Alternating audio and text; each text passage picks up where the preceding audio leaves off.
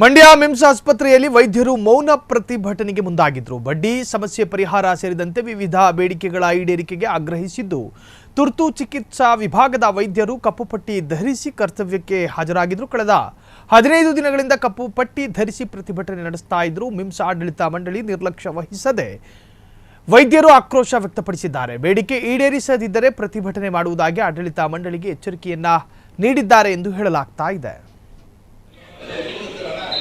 ಒಳಗಡೆ room number 2ಕ್ಕೆ ಹೋಗಿ Sargent ಹಾಕಿದ್ದಾರೆ, ಸೈನ್ ಹಾಕ್ಕೊಟ್ಟಿದ್ದೀನಿ, ನೋಡಿದ್ದಾರೆ.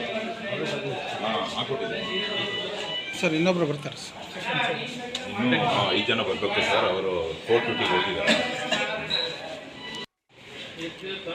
ಇನ್ನೊಬ್ರು ಯಾರು ಬರಬೇಕು?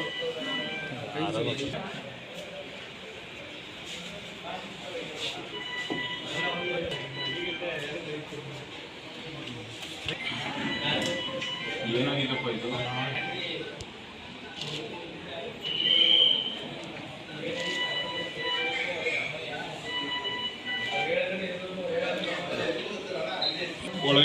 ಕ್ಷಣ ಕ್ಷಣದ ಸುದ್ದಿಗಳಿಗಾಗಿ ಫ್ರೀಡಂ ಟಿವಿ ಸಬ್ಸ್ಕ್ರೈಬ್ ಮಾಡಿ, ಲೈಕ್ ಮಾಡಿ ಹಾಗೂ ಫಾಲೋ ಮಾಡಿ. ಹೊಸ ಸುದ್ದಿಗಳ ನೋಟಿಫಿಕೇಶನ್ಗಾಗಿ ಬೆಲ್ ಐಕಾನ್ ಮೇಲೆ ಕ್ಲಿಕ್ ಮಾಡಿ.